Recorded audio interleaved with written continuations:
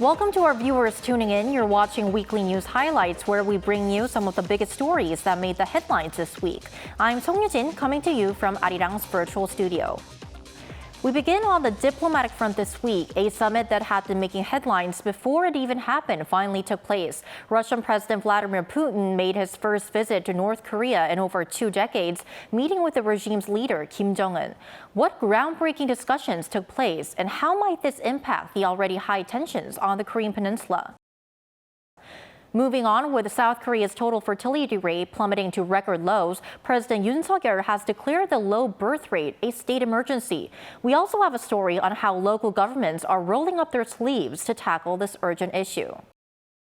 Finally, K-culture fans, this one's for you. Planning a trip to Korea? The government has announced plans to pilot test the K-culture training visa and simplify entry procedures to the country.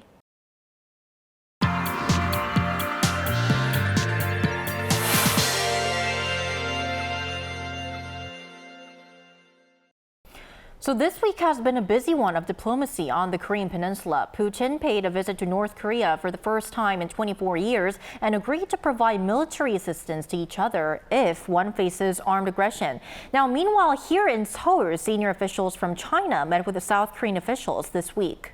For our weekly focus this week, for more on the significance of Putin's visit and what China's actions may signify, we have our foreign affairs correspondent, Eun-ji, in the studio. Welcome, Eun-ji. Thanks for having me. Lovely to have you. So, Eun-ji, let's start off by the news that grabbed the most attention. That is Putin's visit to Pyongyang for the first time in 24 years. So, could you tell us what was discussed at the meeting? So Putin touched down in Pyongyang at around 2:30 a.m. on Wednesday morning, greeted by Kim Jong-un. The Russian leader was met with a welcome ceremony at Pyongyang's main square with tens of thousands of North Koreans cheering and chanting "Welcome Putin." The leaders were then seen riding off shoulder to shoulder in an open-top limousine as they smiled and waved to the crowds. After they sat down for their summit, Putin thanked North Korea for its consistent support for Russian policies, including on Ukraine. Kim expressed the regime's full support and solidarity with Russia in conducting military operations in Ukraine. North Korea expresses full support for the Russian government's special military operation in Ukraine to protect its sovereignty, interests, and the stability of its territory. Last year, as a result of your visit to Russia, we made significant progress in building up our relations. Today, a new fundamental document has been prepared that will outline the basis of our relationship over the long term. And as we just heard in the Russian leader's comments, the two signed an agreement that could ramp up ties to a new level. So what does this mean? Right, like you just said, the two leaders signed a new deal called the Comprehensive Strategic Partnership Agreement that elevate their military cooperation. According to the North state-run media, Article 4 states that if one of the countries is placed in a state of war due to an armed invasion, the other must deploy all means at its disposal without delay to provide military and other assistance. But there are mixed views as to whether this can be regarded as an establishment of a security alliance. One expert says there's no doubt this is the case. An alliance means there is a common enemy, and because they've agreed to provide military assistance in the event of an emergency, we can say that they have established an alliance. Without a doubt, the Comprehensive Strategic Partnership Agreement symbolizes a military and security alliance.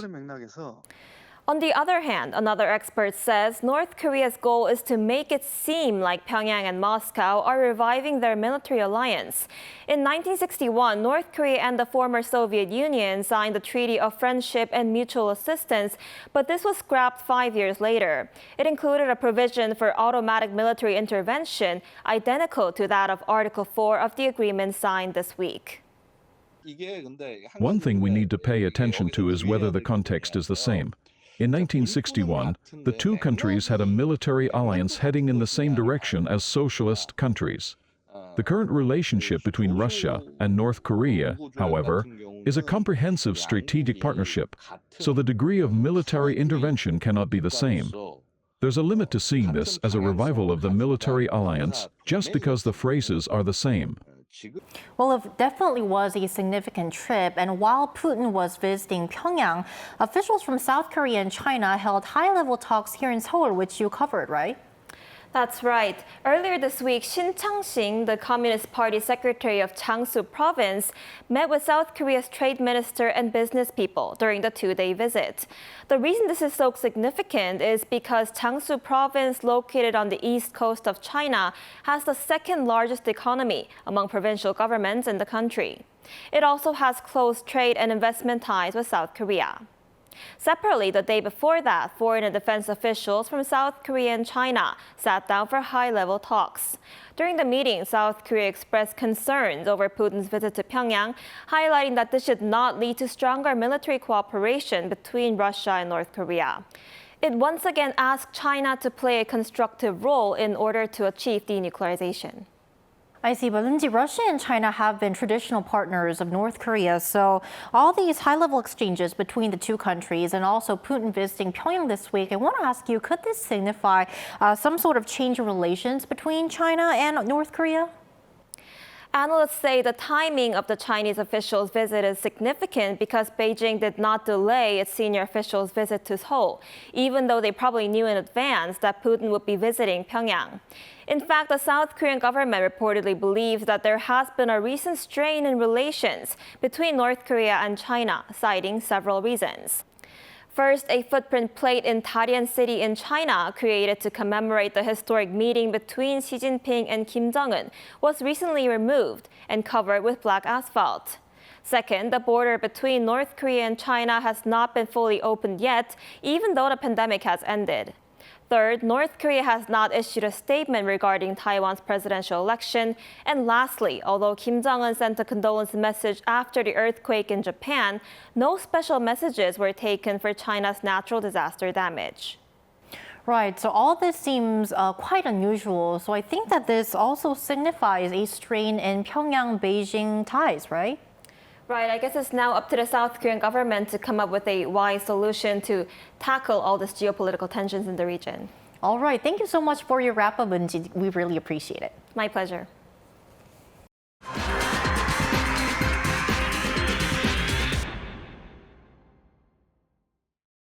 Continuing with what was discussed in our weekly focus, after North Korea and Russia signed a deal to mutually assist each other in the event of an attack, South Korea has vowed to take a strong response and says it will even re-examine the idea of weapon support for Ukraine. In response, Putin warned that supplying weapons to Kyiv would be a, quote, big mistake and will lead to decisions that are unlikely to please the current South Korean leadership. Our senior presidential office correspondent Oh Soo-young has the details. South Korea's measures to potentially send weapons support to Ukraine will depend on Russia's response.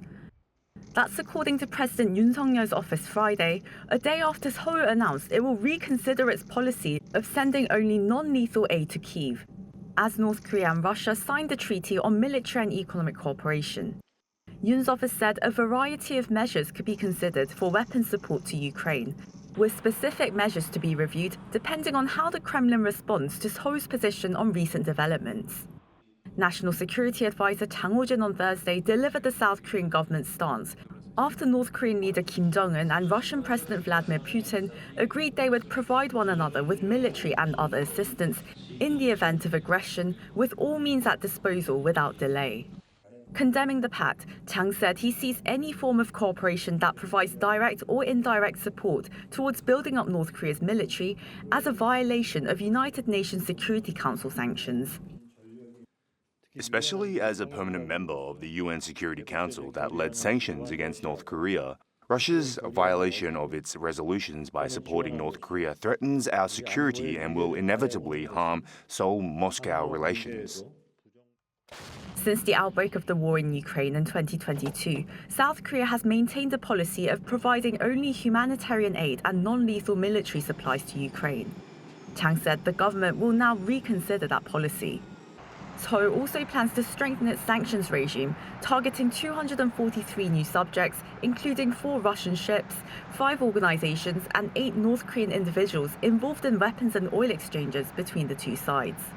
Kang said the measures were decided after a review of Pyongyang and Moscow's Comprehensive Strategic Partnership Pact released on Thursday morning, but noted all specific details had not yet been fully grasped. While the North Korean leader declared the treaty raises their partnership to an alliance, the Russian president's more subdued remarks suggest otherwise. The treaty's controversial Article 4 on mutual assistance refers to their respective domestic laws and Article 51 of the UN Charter that recognizes a state's right to self-defense. This suggests the current pact may not trigger an immediate Allied intervention as a mutual defense treaty would, according to a senior official. In any case, Seoul says it will firmly respond to any actions threatening its security and further reinforce the South Korea-US alliance and their trilateral cooperation with Japan to neutralize North Korea's nuclear and missile threats. Meanwhile, the US State Department on Thursday said it welcomes any support to Ukraine in fighting Russia's aggression. But the question of supplying weapons is each country's decision to make. Washington also expressed deep concern over Putin's threat to supply Pyongyang with weapons as a response to support for Kyiv, warning that such a move would destabilize the Korean Peninsula. Oh Soo-young, Arirang News. Turning to domestic concerns, Korea's total fertility rate hit fresh lows for both the first quarter of this year and last year as a whole.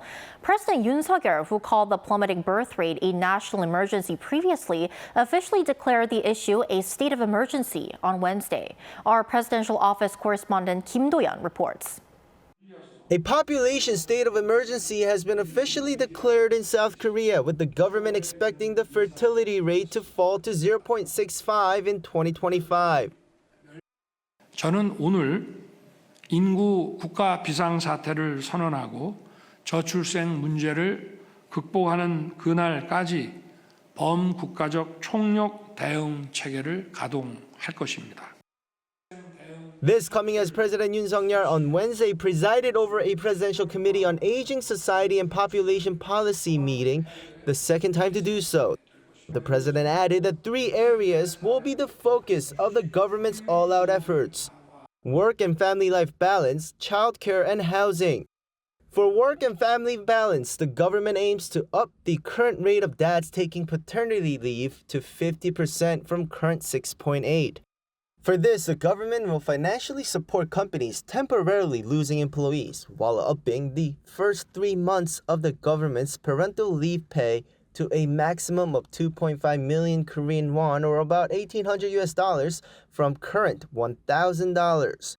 The government is also expanding public childcare programs so children aged from 3 to 5 will receive free education and care. Lastly, for housing, newlyweds and couples with newborns will receive financial support while being prioritized when purchasing a newly built home. But that's not all.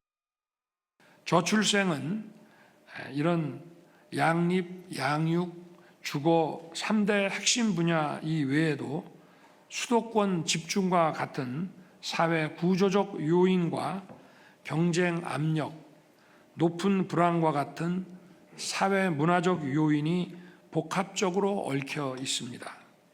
특히 우리 사회의 과도하고 불필요한 경쟁 문화를 바꿔서 더 여유 있고 성숙한 사회가 될 수 있도록 노력해야 합니다. President Yoon has called the current low birth rate a national emergency before and said he will create a new ministry for this and have its minister be the Deputy Prime Minister for Social Affairs, a role the current education minister holds, showing the new role's significant power and responsibility.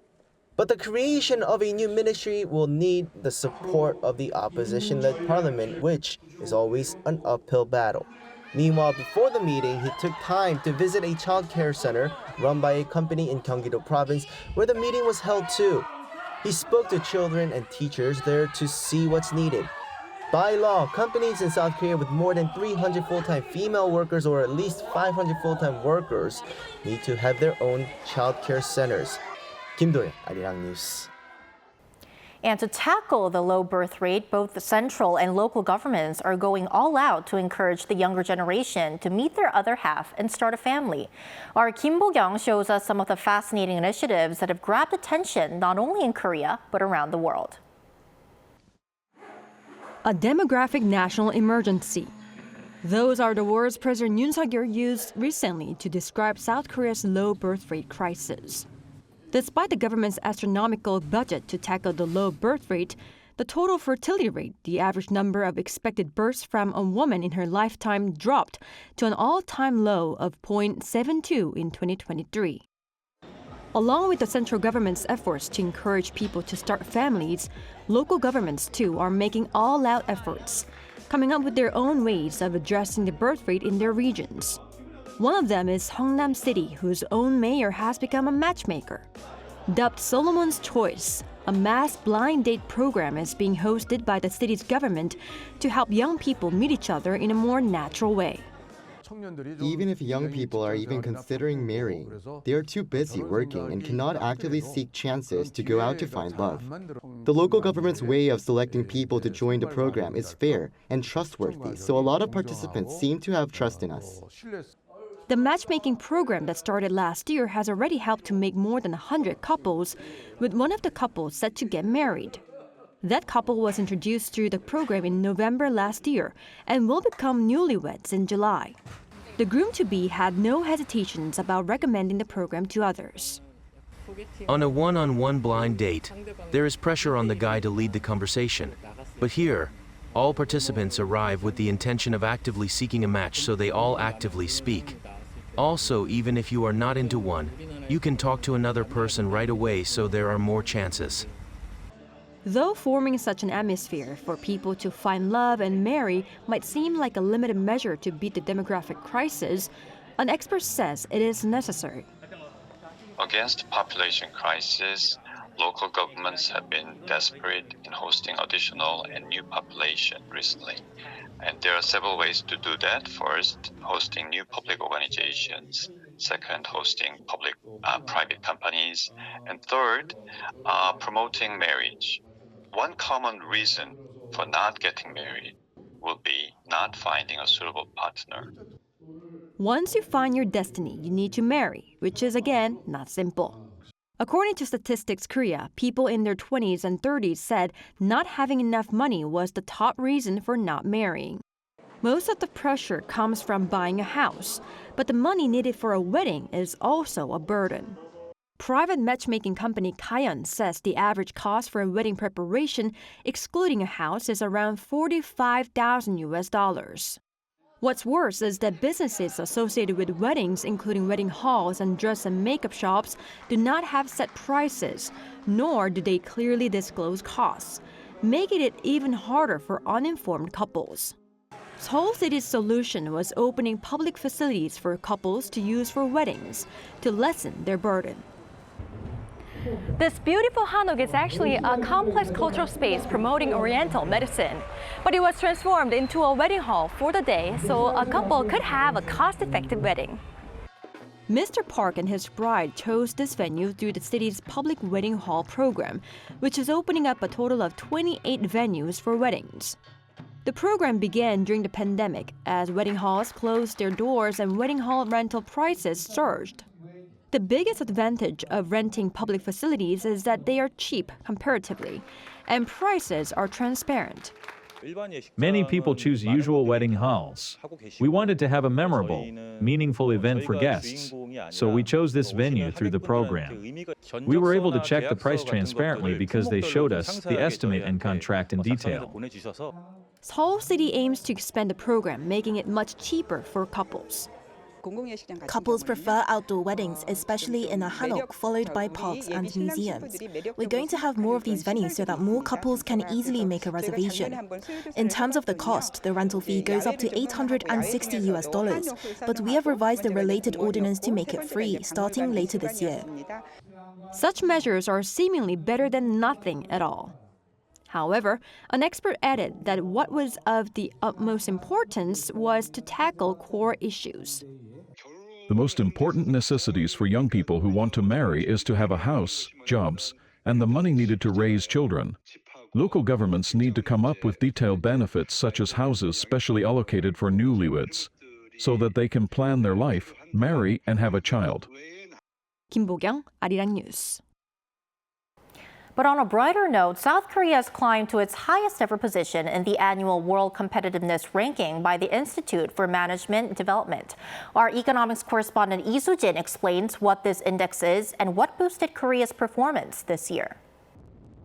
South Korea saw its global competitiveness soar to a record high in rankings released by the Swiss-based International Institute for Management Development.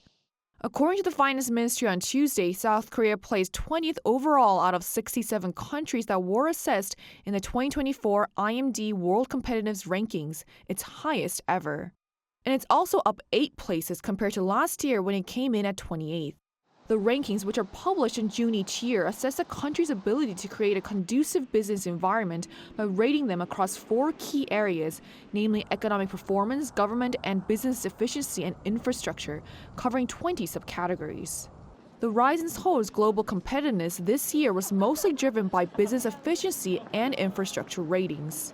In this year's rankings, South Korea jumped 10 places in business efficiency to 23rd, thanks to improvements in various subcategories such as productivity, the labor market, finance, and business management practices. And its infrastructure ranking also rose by 5 places compared to last year to 11th, on the back of strong technology, science, and education infrastructure. But its economic performance ranking fell slightly by 2 places and government efficiency by 1 to 16th and 39th respectively, mostly due to falls in subcategory ratings such as international trade and tax policy. As for other nations, Singapore came first overall, rising 3 places from last year, followed by Switzerland, Denmark, Ireland, and Hong Kong.